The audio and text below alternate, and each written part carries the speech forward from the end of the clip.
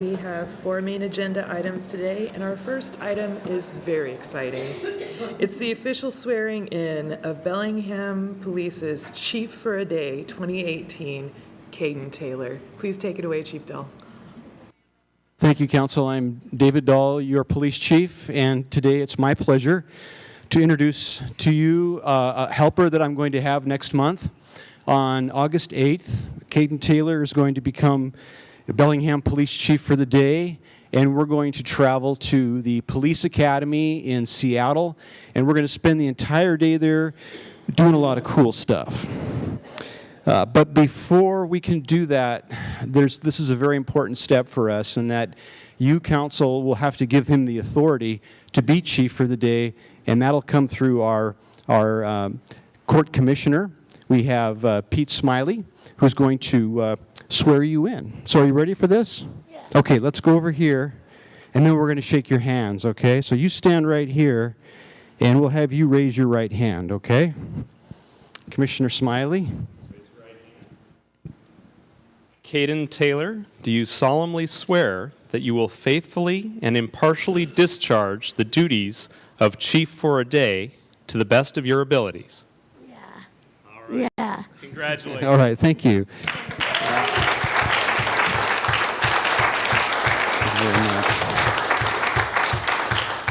Well, I'm really looking forward to this, and we're going to have a great time. So what we're going to do is we're going to walk behind here. We're going to shake all the council members' hands together, okay? Let's go this way, right around here. Congratulations. Thanman Councilman Bordeman. Congratulations, Chief Caden. Congratulations. So much fun. Thank you.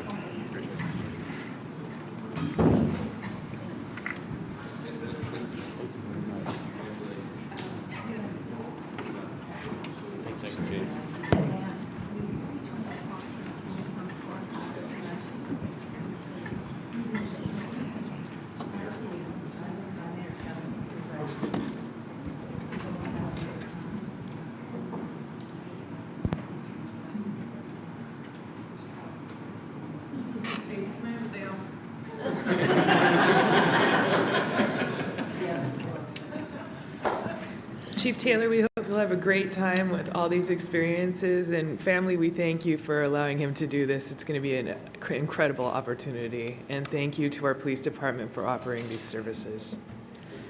Okay.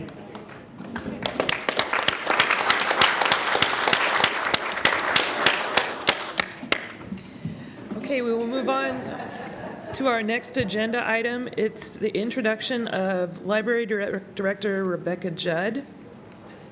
And Mayor Kelly, do you want to tip it off? I'd love to introduce her, but we're going to let the board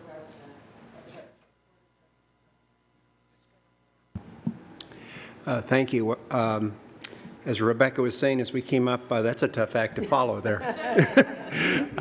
Anyway, the Library Board of Trustees, in partnership with the city's HR department, initiated the search process for new library director at the end of February. The process was completed by the end of May. The board wishes to thank Mayor Linville, several of the city's department directors who are in the audience here today, our city council liaison to the board, April Barker, the library staff, and various community partners who all took part in candidate interviews and providing input into the selection process. The board is extremely pleased to announce the successful conclusion of that process with the hiring of Rebecca Judd as library director. She officially took over a week ago today. I am privileged to introduce you to her, and she has a few words and would entertain any questions you might want as well. Thank you, Rick. First and really above all, I would like to say thank you to the council for giving me the opportunity to be your new library director and for the trust that you have placed in me in this position. I am absolutely thrilled to be part of the library and part of the city team and part of this community. I am a great fan of Bellingham. I've looked to this community for many years, and I'm just so happy to be here. So thank you. In terms of my work at the library, I'm excited and looking forward to working with the council, working with Mayor Kelly, working with the library board to help align the library's civic and educational mission with the strategic priorities of the city, and looking forward to working with all of you on that. So thank you, and again, thank you for the opportunity, and I'm happy to answer any questions that you may have. Well, as the council, we welcome you and we thank you. you for being willing to serve. Council, do you have any questions or any thoughts? Seeing none, thank you for being here. Thank you. Thank you.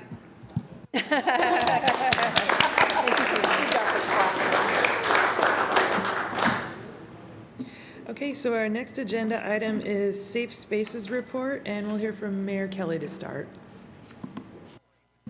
I'm waiting as Moonwater gets down here. You want to sit here? I'm going to stand over there. You can do whatever you want. All right. I'm just the introduction here.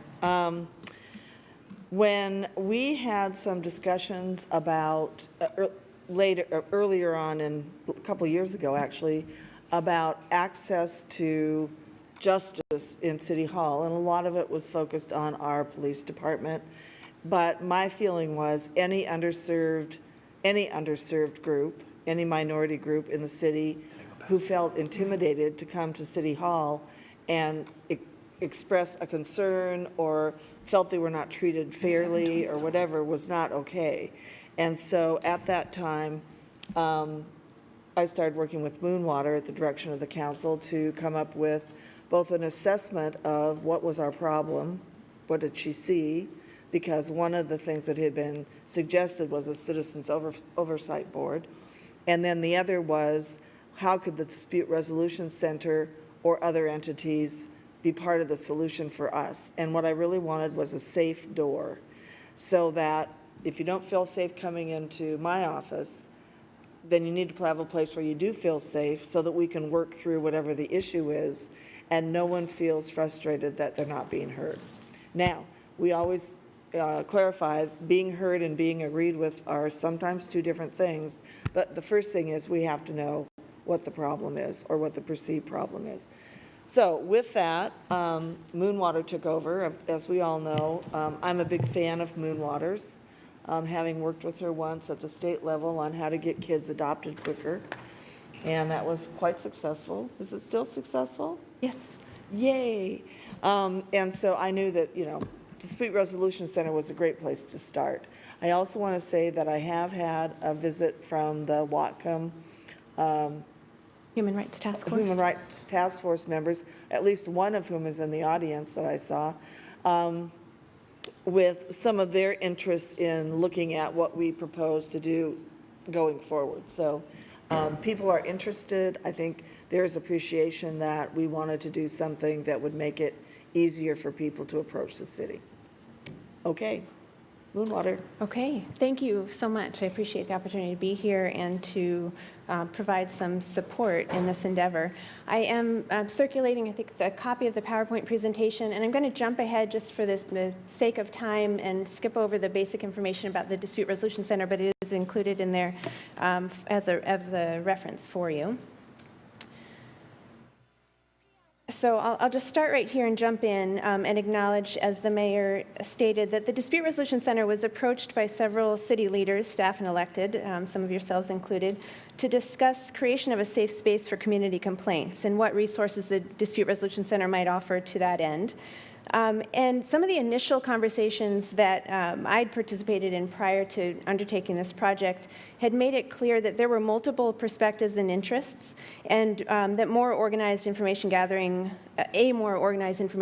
process could really add value to the conversation, and to help calibrate us and make sure that we were on the same page.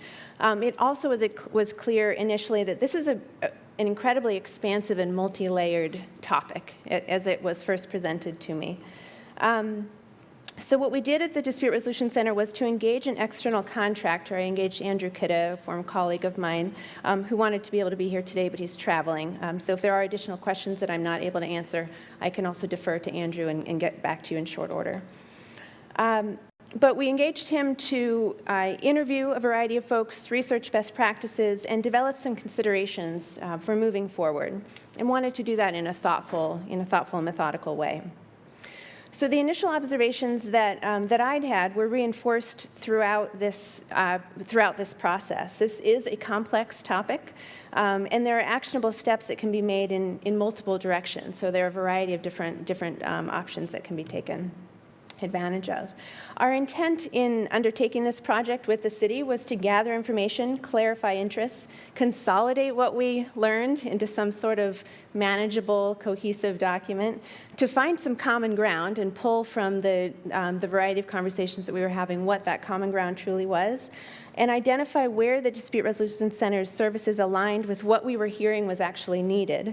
And then, above all else, also to help the city and the community at large support a clear path forward on this issue. So for the first stage of this project, we spoke individually with 7 city leaders, including Mayor Kelly, Brian Heinrich, some of you, Council Members Barker, Hamel, and Lilliquist, Police Chief Dahl, and Deputy Police Chief Flo Simon. And then to gather community input, we convened a cross-section of people and organizations with a particular lens of racial and ethnic diversity, and those working with marginalized or vulnerable populations to share their perspectives and thoughts in a small group setting. So to that end, we issued an invitation to numerous community members and ultimately convened a group of very thoughtful group of 8 different community members representing themselves or community-based organizations that included the Human Rights Task Force, the Opportunity Council, and the Peace and Justice Center, for example. These initial conversations shed light on a variety of different topics, and some of those are listed here for you and in the notes and the report itself. What was crystallized throughout this process, through these interviews, was that there's a multitude of interests present on this topic, relative to this topic, and at times some markedly differing perspectives on what exactly needs to be addressed, to be frank, and the breadth and depth required to do that well. So for example, some perspectives were heavily focused on creating a conduit for community concerns not currently being brought to the city's attention, so this unknown variable that is out there. While others were more interested in oversight for law enforcement in particular, while others focused on the city's current internal processes with an emphasis on how to make them most accessible, both for city staff and the community at large, and in particular, inclusivity for the community at large. So in light of the varying perspectives that we were gathering, we worked diligently to pull common themes and interests from these various interviews. And you can see those themes are highlighted in the presentation and certainly go into greater depth in the report itself. But generally speaking, there was certainly consensus on the need for improvements, that all city and community representatives indicated a need for and value in improving systems for handling complaints as it currently exists. There was a common theme of recent events in historical context, and that all city and community representatives indicated recent events locally and nationally have really bolstered their awareness of interest in this topic, and that they served as drivers for this particular undertaking. And I want to underscore that many expressed that acknowledging the historical context of bias and discrimination that exists within our community was really a critical foundation for the success and integrity of future programming and services that the city might undertake. We also heard about the importance of unbiased and impartial forum for complaints, and that everyone we spoke with agreed on the importance of this and the need to mitigate any real or perceived conflicts of interest. We also heard how important context was, that context matters. Where complaints are received and to whom they are reported is especially significant in terms of accessibility, safety, and comfort for the community members at large. We heard a great deal about publicity and access, and there were many comments on these particular issues. Participants suggested that the city broadly publish the existence of a complaint service and place heavy emphasis on making the community aware that the city is indeed receptive to and desiring to hear and receive feedback and concerns. We also heard how important it is to have a meaningful process, and that there was broad agreement that the city's complaint process should be rooted in a true desire to effect positive change and integrate clear communication at all levels. And then lastly, we heard a significant theme of a broader effort overall. and that an improved complaint process itself would not on its own fully address the concerns that initiated this inquiry or this project, and that improvements to the complaint process itself should be part of a broader effort by the city to continue to be a welcoming and receptive space. So for the research component of this project, we conducted interviews with public officials in several other cities. We reviewed a variety of publications that focused on best practices for handling complaints and alternative models for complaint handling services. And from that, we developed several areas of focus and turned them into key questions that focused on elements such as accessibility, inclusivity, best practices, the handling of law enforcement complaints in particular, external versus internal processes, service functions, and staffing. This was an incredibly broad array of topics to tackle and to sort through and organize to present in a meaningful way. So while the report goes into greater depth in each of these areas, and certainly Andrew and I also remain additional resources to further talk these things through, I'll highlight a few things for you today.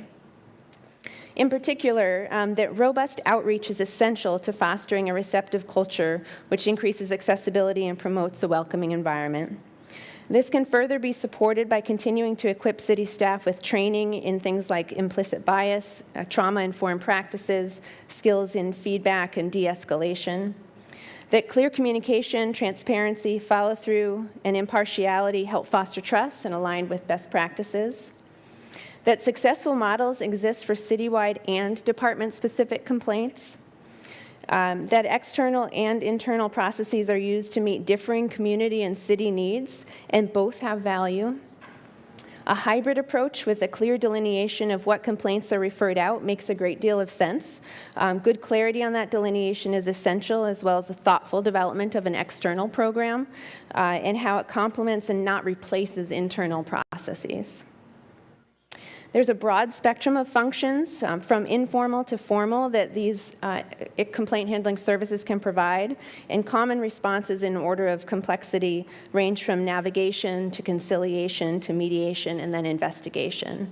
And I do want to express that the Dispute Resolution Center can comfortably handle the first three of those, but does not do investigations, and that's an important element as the city determines how to move forward in addressing this issue. So in regards to staffing, there's a great opportunity to make use of community-based resources like the Human Rights Task Force and the Dispute Resolution Center, as well as other community-based organizations. But again, a primary element to consider is of investigations and the resources and expertise needed to do that well and in a trusted and impartial manner. So overall, the city can continue to embrace that complaints are free feedback, better track trends and patterns, invite an early warning system if there's repeated complaints in one area or with an individual, and build on that information received to refine policies and practices moving forward. So to begin with some broad, in terms of some concluding considerations, I'll just begin with some very broad acknowledgments to acknowledge that there are myriad models that exist for complaint handling services, and that there isn't a simple, singular fix for what we heard was desired or needed.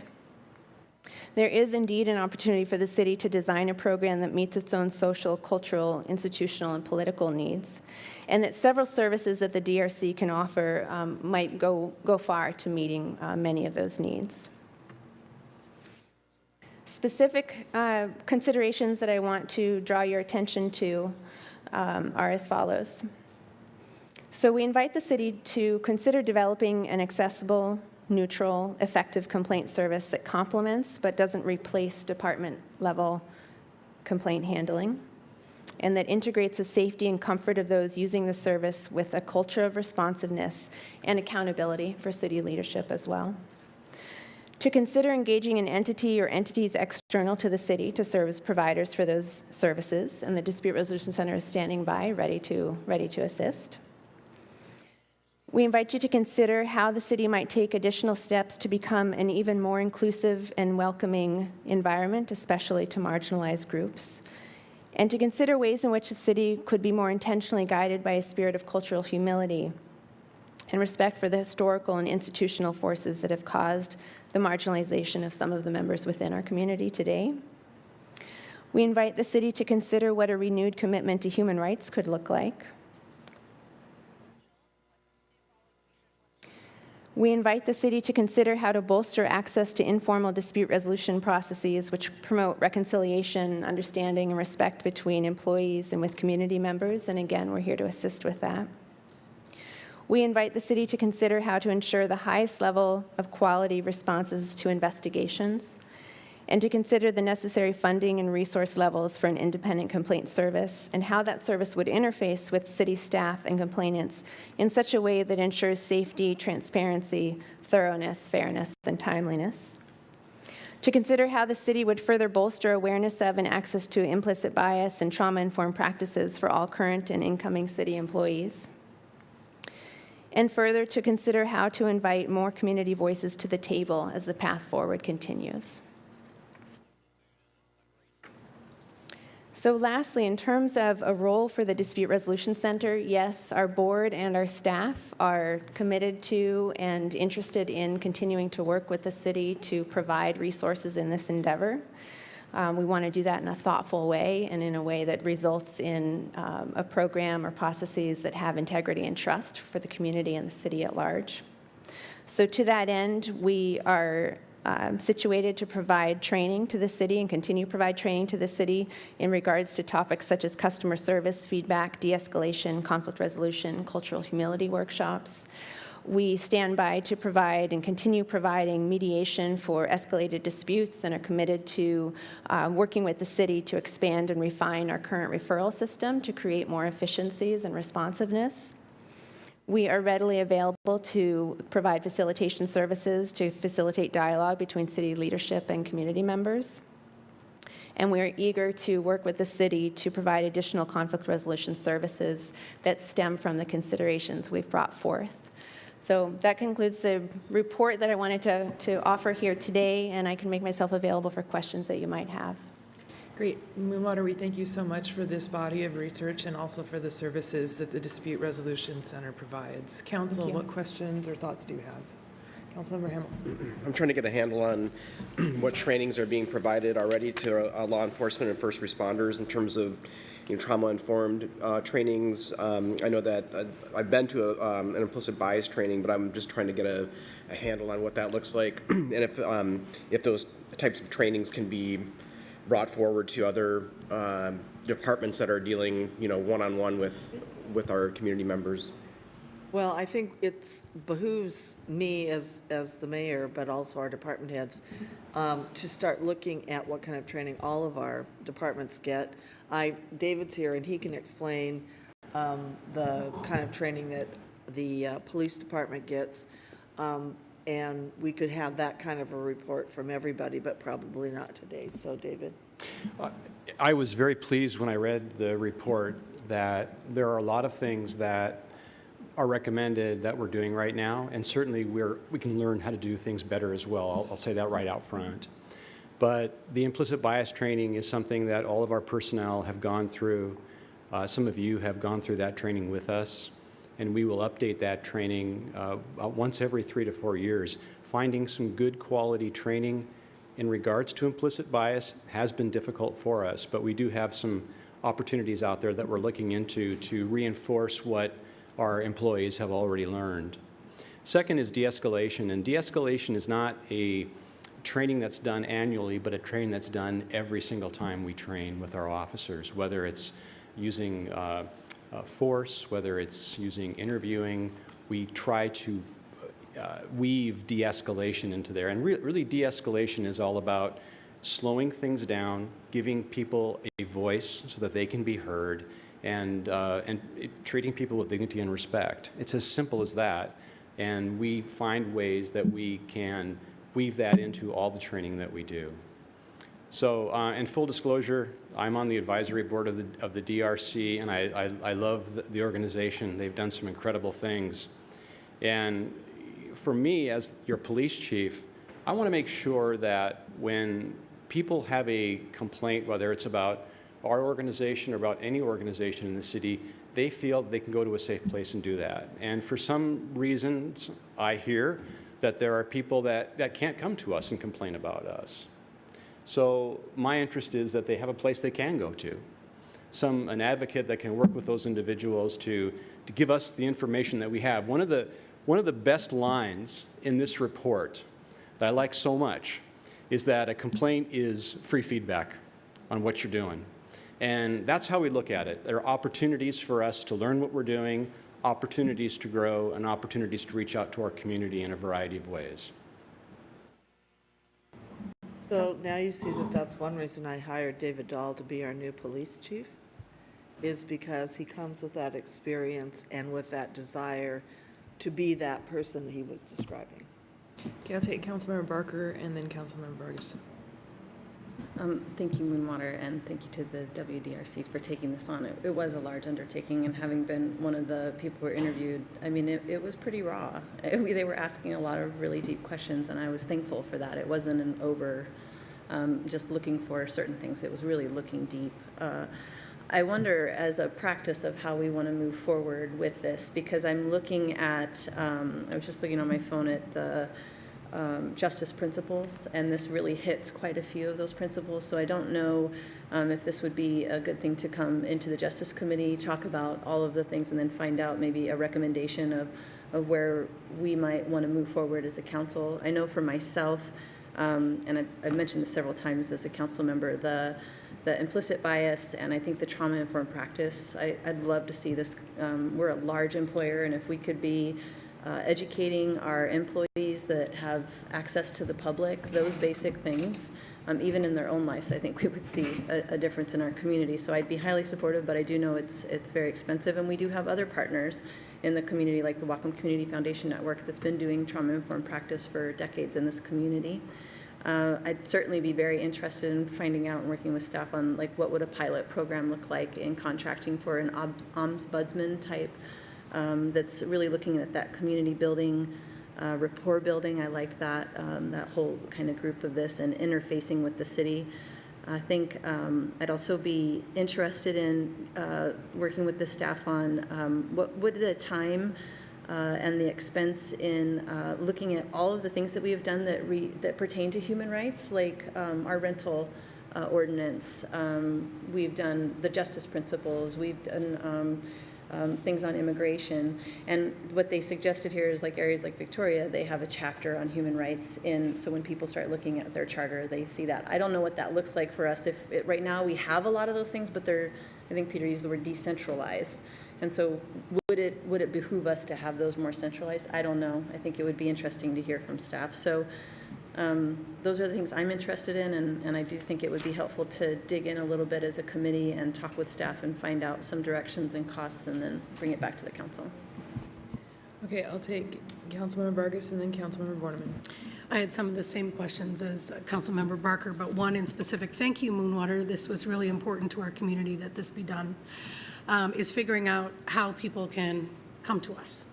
So I'd like to investigate that in the Justice Committee and see what we can, and if you have suggestions as well, Moonwater, whether that be a line that is set up that maybe goes through the dispute center, or where people feel like they're not directly talking to the city, or what your suggestions are on how people can feel comfortable if they don't feel comfortable coming to the staff or city council, how we could move forward and give an access for the public. Councilmember Borneman, please. Similar things. I thought this report was well done. Thank you. I thank you for that. My main question is, what do we do next to get this implemented? Where an outside version where a person can come if they have problems and complaints. You know, that's, for me, is the bottom line. I want to know when can we and how can we get that done and move forward with it. Mayor Kelly, please.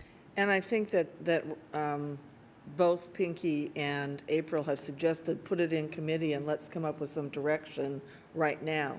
The issue or the solution, or one of the solutions that came forward from the Human Rights Task Force was an ombudsman. Whether it's independent, or probably not in-house, I don't think, but independent, and also discussing with Moonwater, what are some things that we can do sooner rather than later? And then the other point I wanted to make is, I think the point about it being more than just the police is really important, because I do think that one of the things we found out is there's a level of concern, and it isn't just with police officers.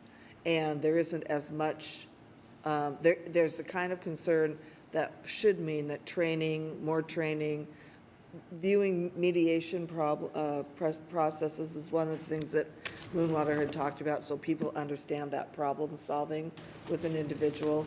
So I would think it would be worth having this come to the Law and Justice Committee and get us some low-hanging fruit direction, and we can talk to Moonwater to flesh out some of these ideas, which we have talked about, but it's nice to have the council's direction. Councilmember Lillquist. I'm going to also praise the work that Andrew and you did. I didn't know how you were going to address this. It seemed like it was several different creatures at once, and how are you possibly going to talk about that? And you did a very good job, I think, of rather than trying to find the one focus, identifying the multiple focuses. So I think we should put this in committee. I would hope that we would look at a tiered approach. You talk about, well, I'm going to put it in my words, creating a culture of responsiveness and improvement and openness to feedback done at everyday department level with our line workers. I think everyone can get on board with that. But then there's another tier, a tier of a higher level of accountability when there are serious concerns and serious complaints, and that's where you need a separate mechanism. That's where safety of reporting is an issue. That's where you need independence, and you need confidentiality, and you need an active advocate, which I think needs to be professionalized, like with an ombudsman. But then you talk about a hybrid model where there has to be a citizen component of oversight and involvement in an investigative process.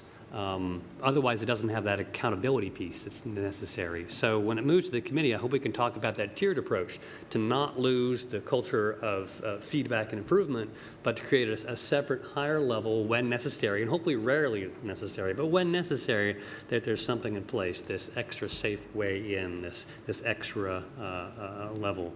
So I would hope that the committee can help identify what that second tier might look like. Okay, would someone like to make a motion to send this to committee? Councilmember Barker. I move that we send this discussion to Committee of Justice Committee. The motion has been made and seconded to send the Safe Spaces report to the Justice Committee. Is there any further discussion? Councilmember Hamlin. I'll keep it brief. So in January or February of last year, Councilmember Borneman and myself introduced a resolution to this council, which was passed unanimously by this council, and it had some guiding principles on human rights. And I think that just should be part of the discussion. I think we should take that back out and take a look at that in committee. Agree. Yeah, I'll add to the discussion that one of the biggest enemies of any city is that which we don't hear about, because this has so much to do with our city's reputation. If something bad is going on in the community and people fear retribution or something bad would happen to them because of their complaint, that then tarnishes our reputation as if the city doesn't care. And this city really does care. We just need to know about these issues. We need a safe place to get everything out on the table so we can have that respect and that reverence for whatever the issue is and address it head on. I have one more comment.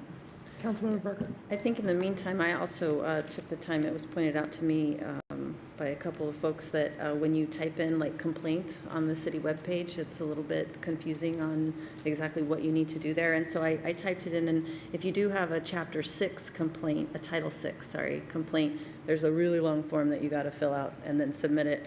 And then if you have an ADA complaint, there's a form for that. But just for like, if somebody was just looking for that to give a general complaint, I could see where you would just go, I don't even know how to just tell somebody that I have a general complaint with something that I found, and I don't want to go through that whole process. So that seems to me like a administrative thing that could probably happen sooner than later.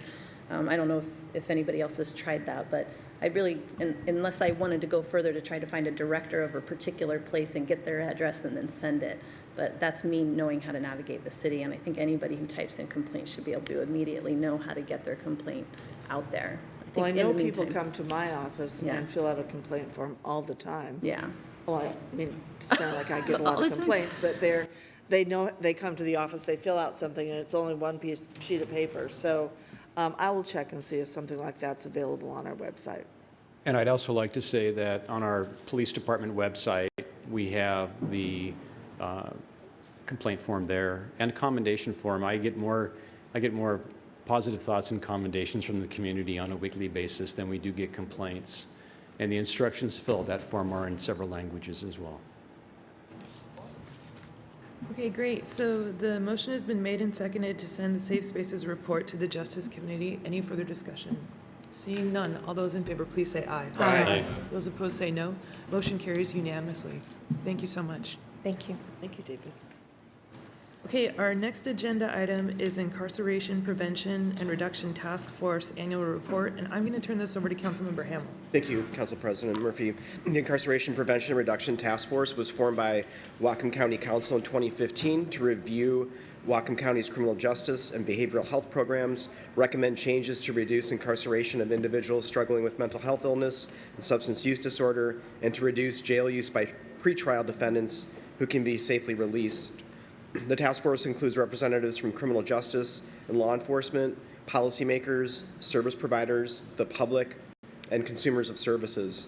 The task force will provide an annual report and recommendations to the County Council and County Executive on incarceration prevention and reduction programs, new innovative programs being used in other communities, and other recommendations.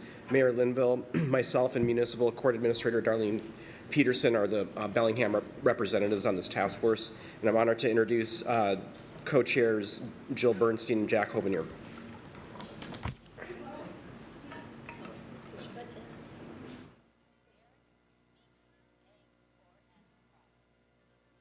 Push the button on your microphone if you wish to talk.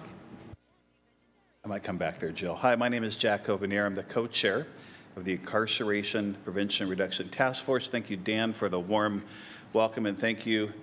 We even have Moonwater, one of the task force members here, who you got to hear foreshadowed us in advance, as well as several others present. I know there's a great deal of knowledge about the task force, and there's also probably some council members and people present who have less knowledge, so just a very brief background in the interest of time. As Dan mentioned, or Councilman Hamel mentioned, the task force was established by the Whatcom County Council 2015, I think, and it was established by ordinance. And it was set up with, if you look in, you don't need to look in your packet now, but I think page 34, 35, and you see who's there. You have Mayor Kelly, you have the county executive or designee, you have the sheriff, you have judges, you have the public defender's office, you have Whatcom Dispute Resolution Center, you have the court administrators, you have fire and EMS, you have consumers, you have advocate, you have the prosecuting attorney, you have really everyone at the table who needs to be there to affect change in our criminal justice system. It's been a pleasure to be part of this group. I like quoting former Councilman Ken Mann on this. He said of all the committees he sat on, he found this in some ways to be the most rewarding and effective. Because while you have a great diverse group of political opinion in that committee, it really is bipartisan. You have, I think, a uniform desire to reduce incarceration as long as you can maintain public safety. Now, the problem is, to some extent, perhaps the prosecuting attorney's definition of what constitutes public safety might be different than Mr. Afato's or mine. That's all. What constitutes appropriate diversion might be different for Chief Dahl and Ms. Bernstein. And that's really, in principle, we're aligned. I really think we are. I haven't heard anyone say we shouldn't reduce incarceration where appropriate and combine that with keeping the public safe. But the discussions have largely ensued about where are those lines? What is appropriate? And not just what's appropriate from a social, emotional, mental health perspective, but there's also financial risk and liability. What's appropriate from that perspective? There's a wide variety of opinion on that. So the tension really is between those things. Jill and I have been co-chairs of this thing since the beginning, and I volunteered. I mean, I think the first committee I volunteered was the Mayor's Budget Advisory Committee here. I think we met about 14 times. It was really nice. The meeting started and ended on time. That was about it. This is a lot more work. There's a lot of calls, lots of meetings, a lot of public interest. And not to minimize the city's, but this is like 15 years ago, not to minimize the city's budget, but I think this is more important work in the sense that what we're doing really affects lives. It affects budgets, it affects policy, but it really affects lives. When Jill and I got involved, I said, what's your hope? And she said, well, I don't want to see people locked up like animals. They don't need to be. And I'm like, right on. I don't either. So we were very much in sync on that point. To do the work of the committee, a few years ago, we found it helpful to divide into subcommittees. And we have a law and justice? Not law and justice. What is it called? Is law and justice? What's that? Legal and justice. We have legal and justice, which talks about the legal policies and justice, diversion, and Jill's going to talk more about that. We have behavioral health, which encompasses what many of us would traditionally think of as mental health, substance use, things of that nature. And then finally, we have, we're renaming it right now, but the triage committee, which I've been part of and we'll speak on in a moment. And that, the reason we're changing it is the word triage has some specific legal meanings as it relates in state law and the WACs. So I think we're calling it the crisis, I have it down here somewhere. I'm going to call it the Crisis Respite Center Committee for now. That may be incorrect, but it's crisis something. But the idea is that for that committee is the current resources we have really could be improved. Before I get into that committee, the last thing I want to mention is we've tried very hard to be strategic in our work. This is, when I look around that room and we're chairing, I see the 25 people, and I think about their time, their experience, we have to be strategic. These are busy people doing lots of things for our community, many of whom are volunteering their time. And in order to be strategic, the county, with the full support of the committee, hired an entity called VERA Institute. Some of you have heard of that. They're sort of, I think it's fair to say, the gold standard in an analysis of a criminal justice system. And VERA came in, I think the contract was, let's say, $130,000 or $140,000. They had multiple visits, multiple reporting, and they answered a lot of questions for us. After their report and their recommendations, we took those suggestions and really looked at each and every one and said, what can we do? Where's the low-hanging fruit? What things can we execute and implement immediately? What should be priorities when resources are available? And so when you look at the work for the committee in the report you're given, it's a combination really of the goals from VERA as well as the goals that the members of the committees, the task force, or the community have identified and the task force has agreed are worthwhile. So it falls back into the strategic planning, you know, that you want to have a plan, because honestly, if we just talked every meeting about how to reduce incarceration, it'd be a really interesting conversation and very little would get accomplished, I think, because there's a lot of passion and a lot of opinions. You're going to call out the city people, right? Okay, all right, because we really need to do that, but I'll give Jill that ability. Although I do call Mr. Raffato the committee member who's not a committee member. See, I think he's been there all the time. All right, on the Crisis Respite Committee, the one that I'm a part of, currently the county, when I say the county administrators, but currently the facility on Division Street in Bakerview Spur has 8 beds for substance use disorder, commonly known as detox, and 5 beds for mental health concerns.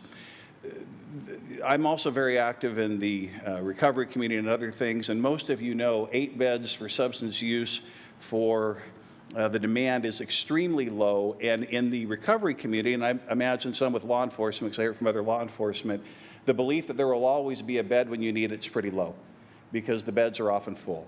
So a need was identified to expand that, as well as the crisis respite. Under Medicare rules, you have to have 16-bed facilities. I can't explain why. But I can explain that it has to do with funding in Medicare. But your facilities have to be 16 beds or something bad happens in terms of operating them efficiently. So the task force and the county and the city got together and go, great, let's do 2 16-bed facilities with a common entry. And that's permitted under the law. So that was funded. That's a long story. I won't get into it. I'll simply say it was funded through the capital budget that was ultimately released. And all of, I mean, everyone from I can't remember all their names, but I mean, Doug Erickson was one of the people that supported. I mean, everybody who needed to support it, supported it. And we got the money we needed to do this facility. So I'm not trying to pick on Representative Erickson, but I remember when we were reaching out to people, we couldn't find really any of the legislators that weren't saying, yeah, Whatcom County needs something. They were supportive of the effort. We were thrilled when the capital budget was passed. The North Sound Behavioral Health Organization kicked in $2.5 million, I think. That was the majority of the budget, and the county has, from the 1/10 sales dollars, a reserve set aside. The total budget to construct this facility is almost $11 million. So it's an expensive facility. I want to thank the city for their part in helping work with their planning department. I think, is it Kurt Nabafel that's helping? That's working closely with the county to get things done. We hope to break ground in, it keeps changing, early 2019? Fourth quarter of this year. Oh, okay. Maybe it's moved to, all right, soon. Soon in facilities of this type language. So soon. And it will radically expand the capacity. So you will you'll double the capacity for substance use, and you'll have almost 3 times the capacity for mental health. That'll be a huge benefit for the community. With that, oh, and the last thing I want to mention on that, the committee, how does this tie in? Because everything we do in this committee should tie in through the lens of incarceration reduction. So one of the ways we're doing that is working with law enforcement and trying to make sure we have a 10-minute drop-off, as well as EMT. Chief DeBruin from the fire chiefs is there, and others are there. Our hope is that officers in the field potentially even have a little hand app to make sure there is something there, and say, like, hold a bed for half an hour, something, so they know if they're diverting to this facility, they can. That's one of my dreams. I've talked about it. I'm not sure it'll be embraced, but I think it's very possible, and other communities are doing it. But we understand that if this isn't accessible and easy for law enforcement, EMTs, emergency medical services, and others, it won't be used in the way that it needs to be. So although there's some common sense recognition, I think, that if you divert people to a detox, they're less likely, or mental health issues, are less likely to find themselves in jail, there's also a desire to work with the current system to make sure that they can access those resources, because our research indicated that they often were discouraged by capacity. And I think with that, I will turn over the next 2 committees to Jill.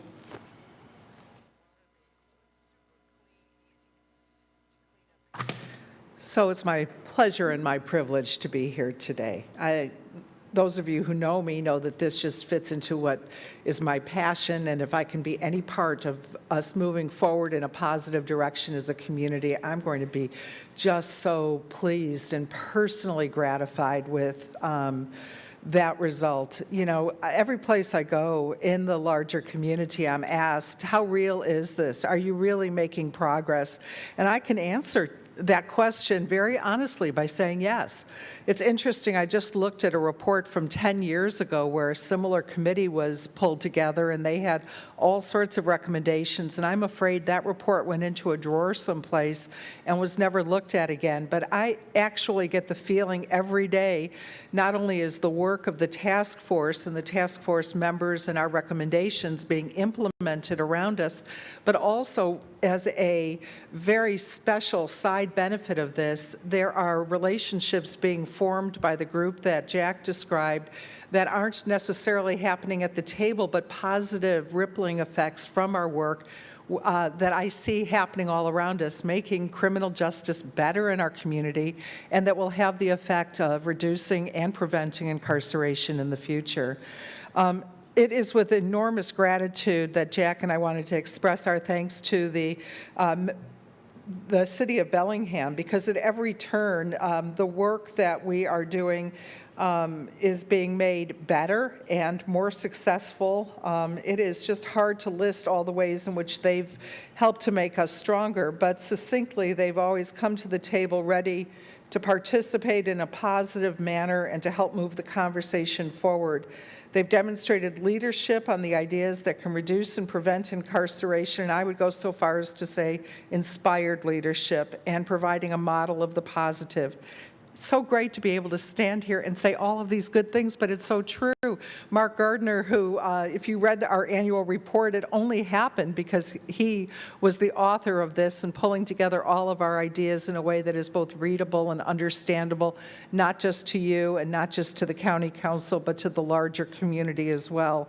And it is to Peter Raffato that I look all the time for ideas that can help us to move forward in a positive direction, and to Dan Hamill for helping to lead the conversation, and to Darlene Peterson, who has been keeping us marvelously apprised of the positive turn of events that have happened through the city of Bellingham's work on criminal justice, and to the mayor, who helps us to keep focused on what we need to do and how we can best do it. It is with these players that we are making the progress that we are. Change is actually happening daily. I would tell you that if I look at the annual report, which was published within the past month or so, there's already things that are different, and I would go so far as to say better than what you're actually reading there. It's happening all the time. So the annual report is literally just a snapshot of what's been happening. As Jack said, we have broken ourselves into 3 committees, and we're trying to stay focused and to find achievable goals for ourselves, but we are guided by the Vera report. And there they told us that there were 3 main drivers for incarceration in our jail.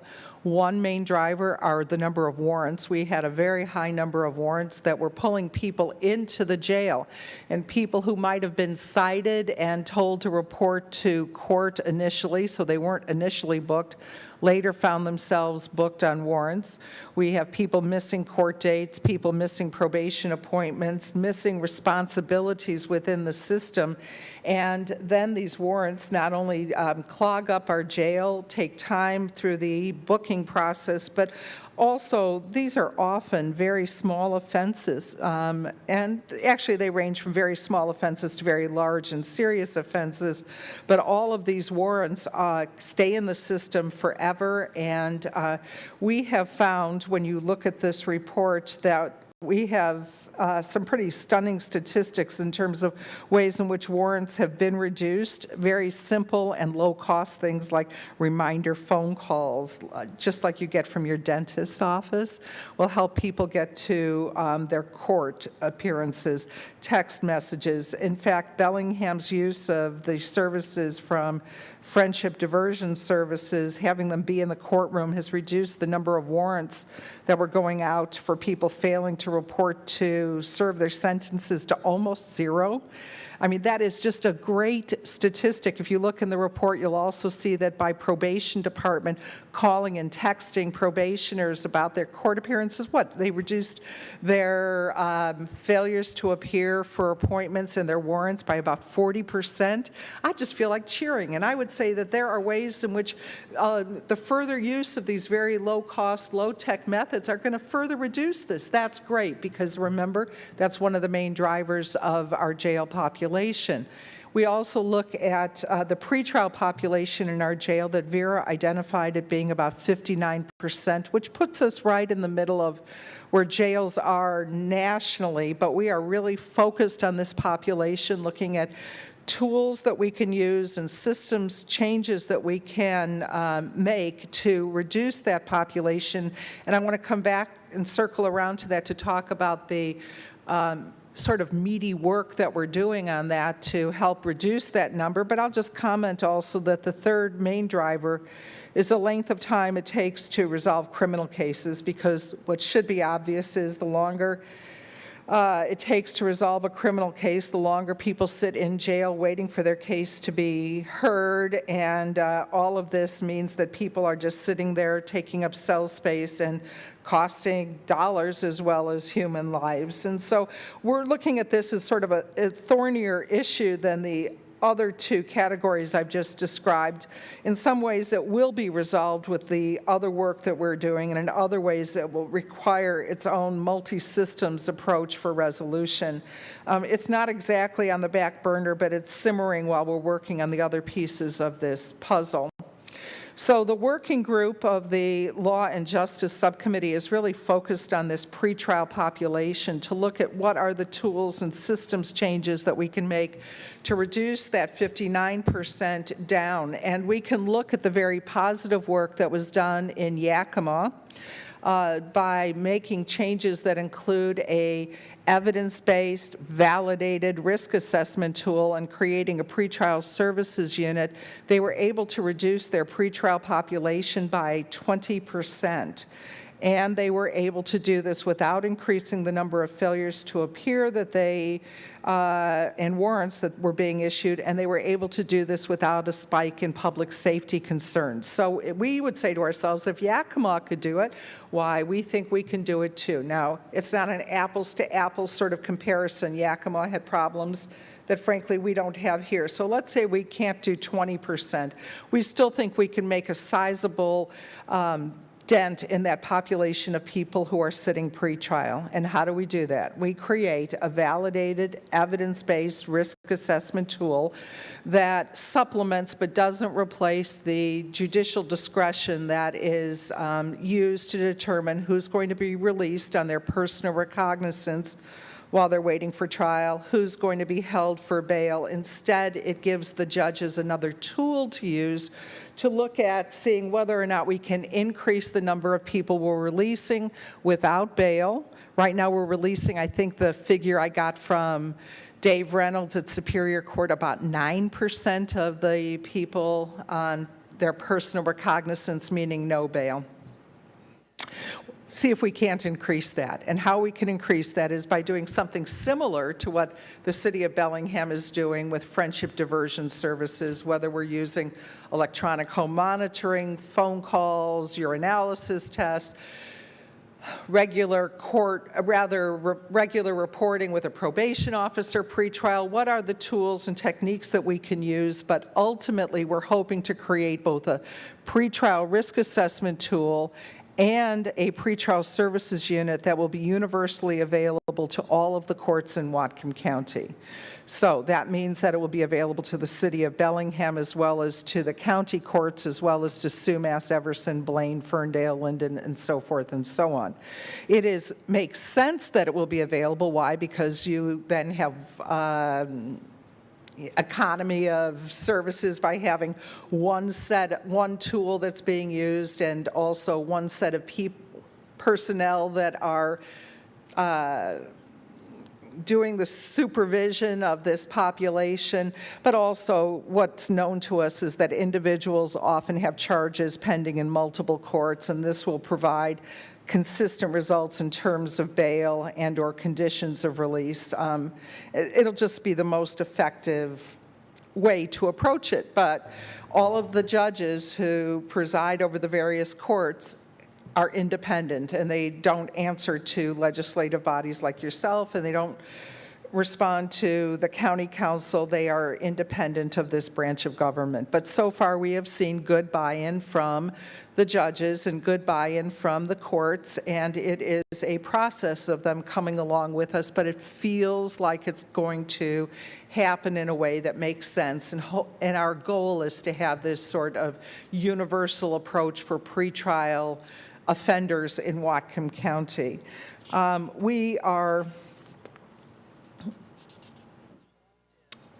I would like, however, to highlight something of concern. We heard from, as I said, things are changing even as this report is issued just a couple of weeks ago, and this was something that was brought to us by Darlene Peterson at, I think, just last week, about the numbers of people from Bellingham that are being held pretrial in Yakima.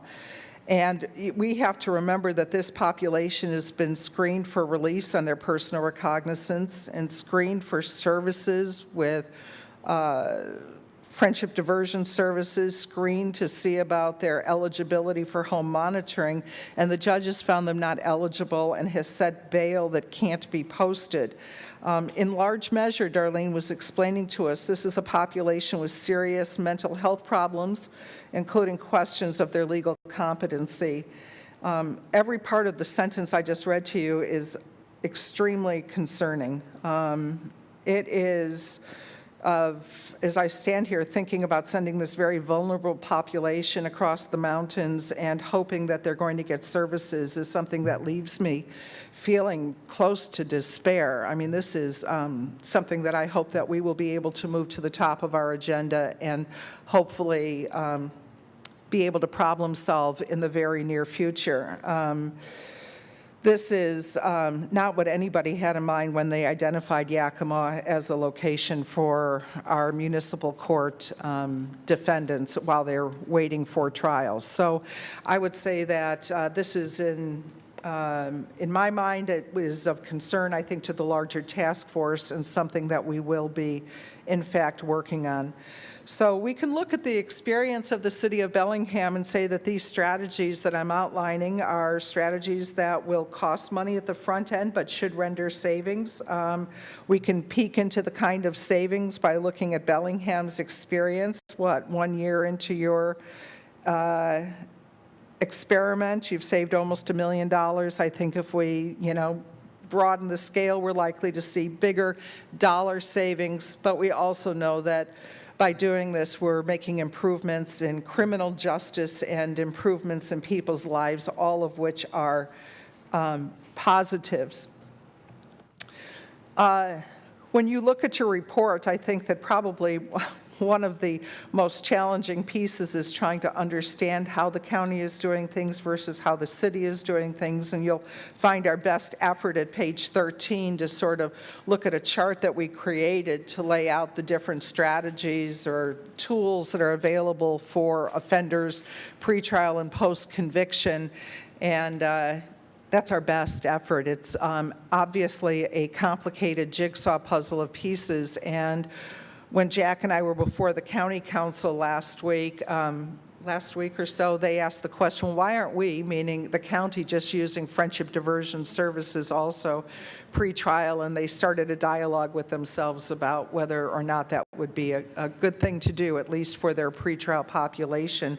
I would tell you that Blaine has entered into a contract with friendship diversion services for their pretrial population, and I think some of the other municipalities are looking at FDS also because they see the wisdom of what Bellingham has done pretrial. So also to highlight, I mean, I would be happy to stand here all day and talk about this and maybe into the night as well, but some of the things to highlight is that part of our charge that Dan alluded to and that Jack did is that we're supposed to be looking at our current programs to identify whether or not they are meeting national best practices and are there ways to improve them. And within our committee work, we've looked at our drug court, which everyone agrees is a wonderful program and helps people, but there is some serious disagreement within the task force members as to whether or not we are following national best practices.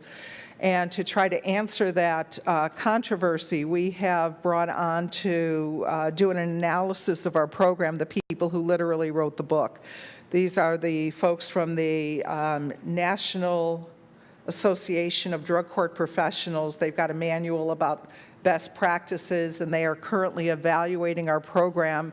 And I would like to tell you that they're going to be giving us their findings on September 11th via a Skype conference call on the 5th floor of the county courthouse from 11:30 to 1:30. And I'd like to invite you all to attend. I think this is going to be an interesting, important, and informative conversation, and will provide further insights from the professionals as to how we're doing and what we might be able to do better. The reason why this is important is not just because we want to meet national best practices, it's because if we do meet national best practices, we're in line for some very serious federal grant monies. It has been said that if we were meeting national best practices, we'd be in line for up to $500,000 for things like housing and dental care and all sorts of wonderful things for our drug court participants. And so being in compliance with these best practices is a very important matter. And along that end, I'd like to say some truly good news that doesn't appear in the annual report is that just last week, apparently Whatcom County has been approved a grant for $975,000 in funding that will provide supportive recovery housing for people who are leaving inpatient treatment. And the priority for this housing will be for people in mental health court and in drug court programs here. And so this is just a huge benefit to us. It looks like we're going to have this housing up and running soon, and that's going to be a big asset to the community, and I would say to our work with our goal of reducing and preventing incarceration. Our next look is going to be into the mental health courts. We understand that there are new best practices available for mental health courts, new science and new data about how we can best use these therapeutic courts and our resources to make a difference in the lives of individuals and for the benefit of the community. And in another positive note, I would tell you that DVSAS has come to us to look for support for providing treatment that will be actually evidence-based and commensurate with best practices, and that they plan to be launching their approach to offender treatment in the near future. I understand Dan Hamill and Darlene Peterson are participating in the board that DVSAS is setting up to provide this offender treatment, and this will be a new and important resource for the city as well as for the county. The other big thing that's about to be launched is the GRACE program, and this is really a place where the municipal court and the people who are seen in the municipal court are likely to get the best of it. It is the place where the focus will be on the 5% of the population that we're told uses 50% of the resource. That is the first responders, the emergency room, the police, so forth and so on. And this program is supposed to be launched in, they're saying, September of this year. But this is the intersection of what poverty, homelessness, and criminal justice. And if GRACE can be the effective program that we're hoping it will be, it has the potential to tremendously reduce our jail population.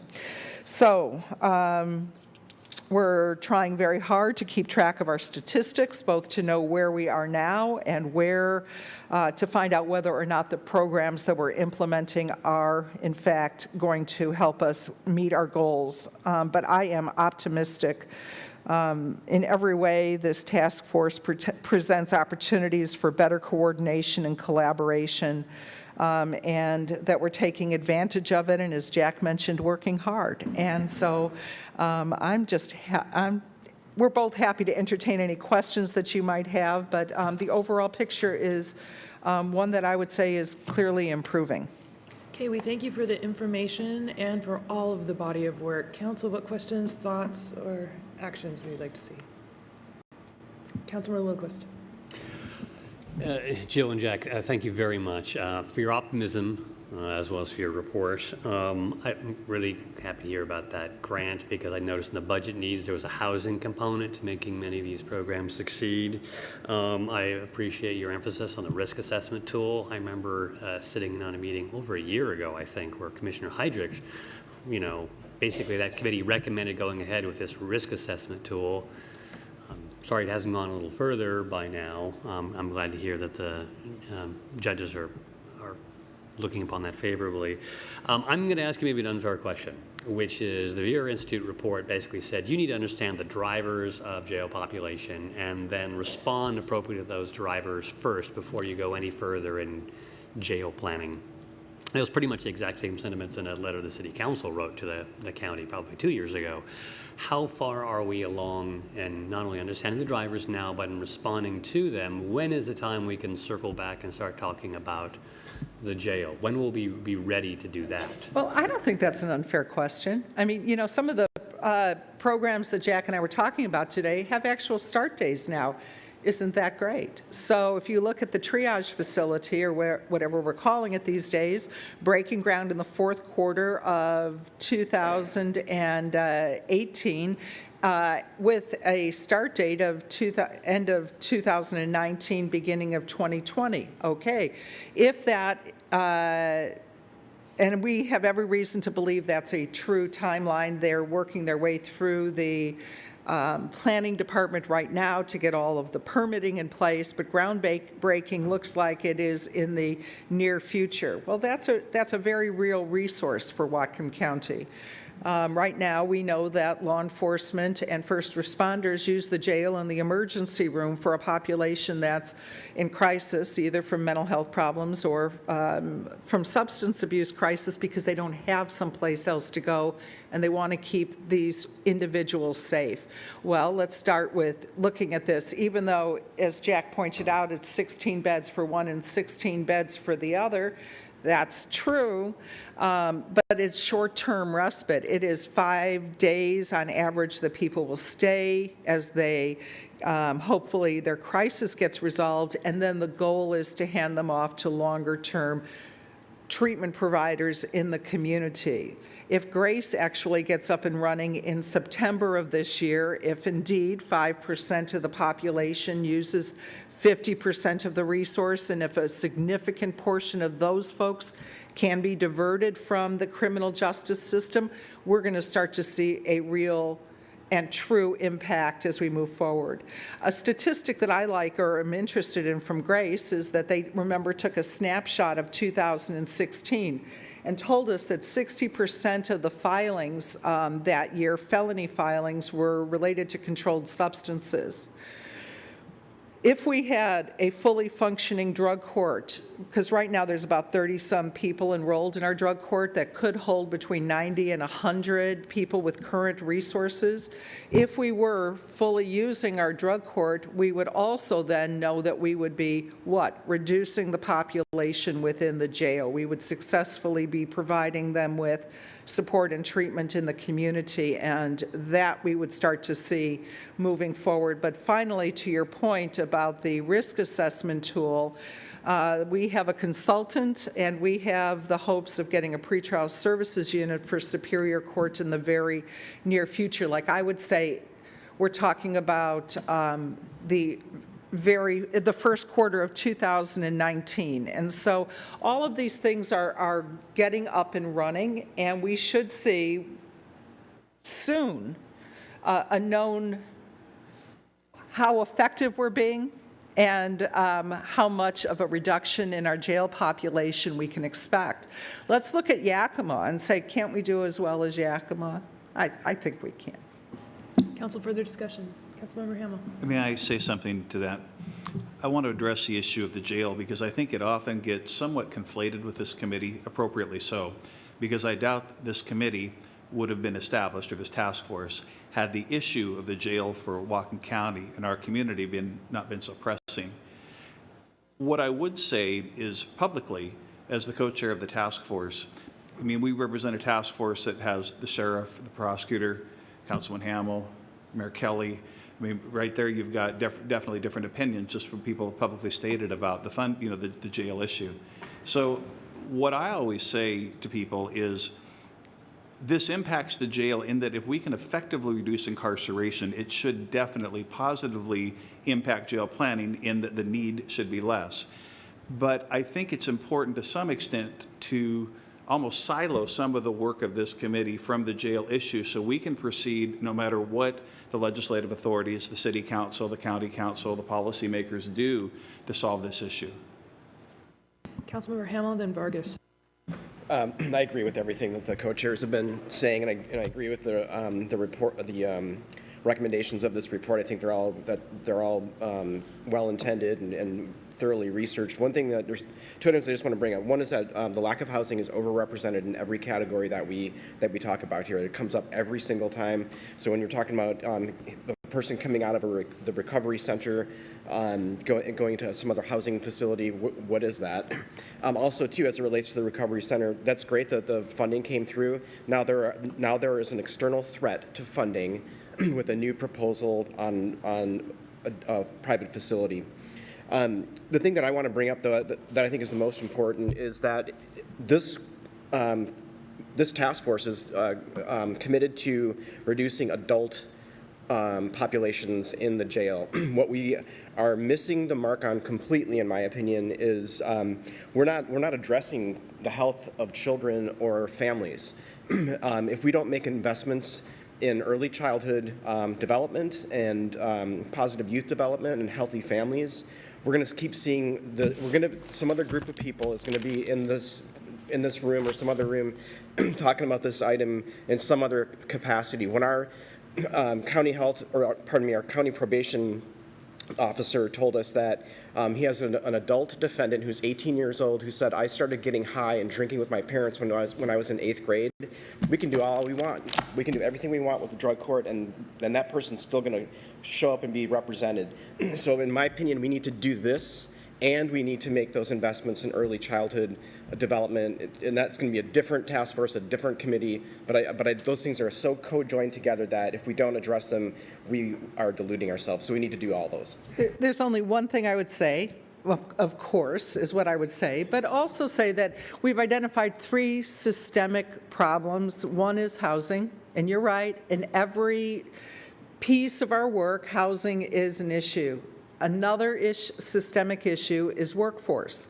Having a well-trained, available workforce is, you can create all the great programs that you want, and if you don't have qualified people to work in them, you've got nothing. And we've seen this as a problem at Smoky Point as they've tried to roll out their programs, at the Skagit jail. I mean, all around us in this corner of the state, we see that workforce is a big issue, and certainly with regards to everything you saw articulated in the annual report. And the third is transportation.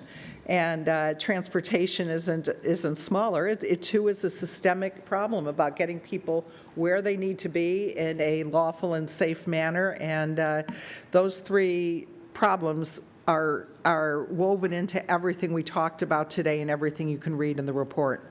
Councilmember Vargas, please.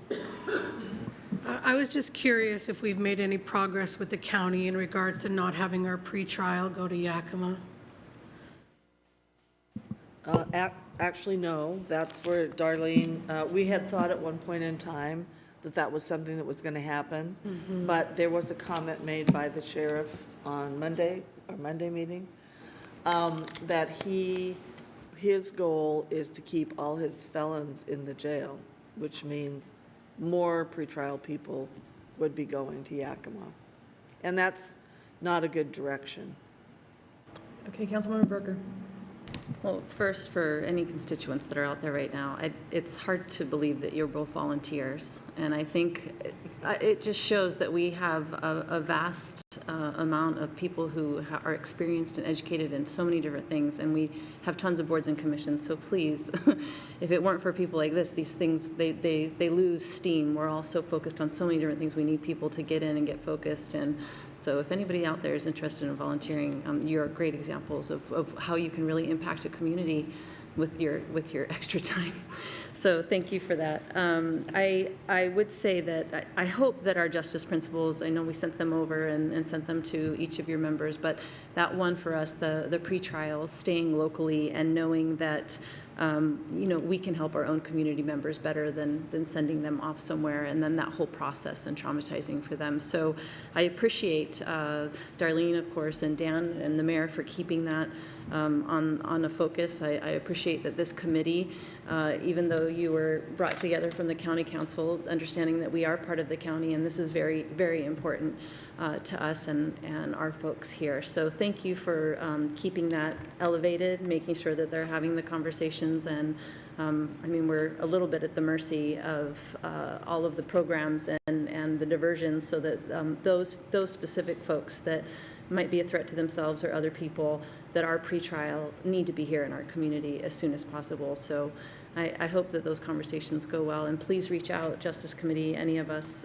if there's anything that you need to help in that manner. And community members too, you have a voice in this wherever you are. Your county council is also your county council, and your sheriff is your elected, and I hope that our community will put a little bit of pressure there, understanding that this is really impacting our community, but also financially of removing those folks from this community is difficult. So thank you, and please keep that focus elevated. Thank you. Council, anything further? Seeing none. Let me thank make you a final comment. Go. I just want to express again, thanks for the council. The quality of the representation you have is stellar. Every time that we call on Darlene Peterson and we read her reports, I mean, I feel good before we even get to it. And so I know some of you have been to the meetings, many of you really, I think over half, but not everyone. And I really want to stress the city of Bellingham, as someone who grew up here, I couldn't be more proud and grateful of the quality of representation that you have, the participation, and it's hard to call out Bellingham for leadership without simultaneously perhaps having some of the other seats at the table feel awkward. So I'll simply say what we see from Bellingham is inspiring. Thank you. Great. Thank you so much again for the report and for all of the work that you do. We really appreciate it. Okay, next we will move on to approval of minutes. We have day committee meeting minutes from July 9th, 2018. I'll move approval. Second. Motion has been made and seconded to approve the committee meeting minutes from July 9th. Is there any further discussion? Seeing none, all those in favor, please say aye. Aye. Those opposed say no. Motion carries unanimously. Older new business. Councilmember Bourne? Yeah, I just want to mention that the next city council meeting, I will not be able to be here. I will be in Tateyama, going to Tateyama, Japan for the 60-year anniversary of the sister city relationship between Bellingham and Tateyama, and I'll be representing the city, so I'll need to miss the next meeting because of travel. So I hope. Do we want to establish what committee coverage we will do for that absence? Well, basically, I will need it for if there's public works items and if there's anything on, what was it? Parks, I believe. Yeah, parks. Yep. Somebody want to fill in I'll for help public with works? parks. Parks. Okay, April will do parks. Public works, somebody want to fill in? I'll do public works if it's. Okay, thank you for your help, April. I'd rather have that established because I don't like the frenzy that comes when we come to the day of and it isn't. Okay, any other older new business? Councilmember Barker. So we had the consolidated plan, and there was Tier 1 and Tier 2, and as you know, we talked quite a bit about the neighborhood equity audit opportunity for the city to look at housing opportunity and diverse housing across neighborhood sectors and really crunching into those numbers and getting a better scope of that. And I think I would like to move that the planning committee add an agenda item to discuss what outcomes the council might be looking for in an audit like that to give staff a little bit better direction as they move forward in what that would look like. Second. Okay, a motion has been made and seconded to add to which committee? The planning committee. Planning committee about audit? A discussion on neighborhood equity audit. Discussion on neighborhood equity audit. Is there any further discussion? Seeing none, all those in favor, please say aye. Aye. Those opposed say no. Motion carries unanimously. Any other older new business from the council? Okay, I want to just take a second to give my perspective on what I think happened to the agenda today. So what would happen when Marie was still our legislative assistant is that she would bill in time for the council discussion. And I am so akin to that just being in there that I would look at the issues and not the time frame. So I will work with administration to make sure that that time is billed in. I think it's just the absence of our legislative aid that the agenda went askew this way. And anything further on older new business? Seeing none, we will adjourn to executive session. We have two agenda items, Stouder et al. Versus City of Bellingham and David Frick, and potential property acquisition. So these agenda items will take approximately 20 minutes, and I will be back at 3:35 to adjourn the meeting. Thank you.